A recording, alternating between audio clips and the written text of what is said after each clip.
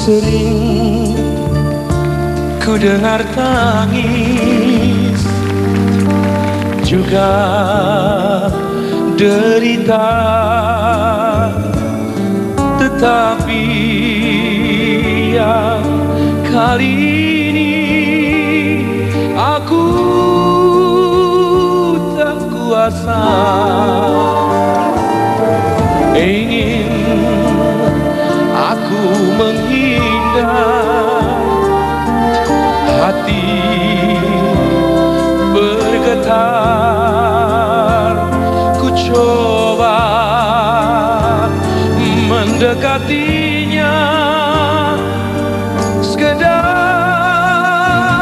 menghiburnya.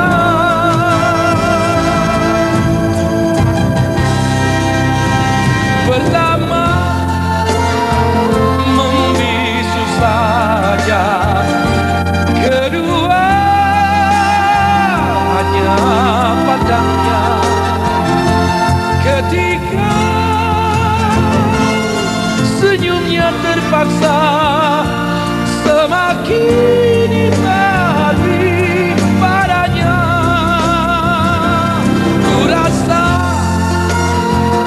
makin ku rasakan, pribadi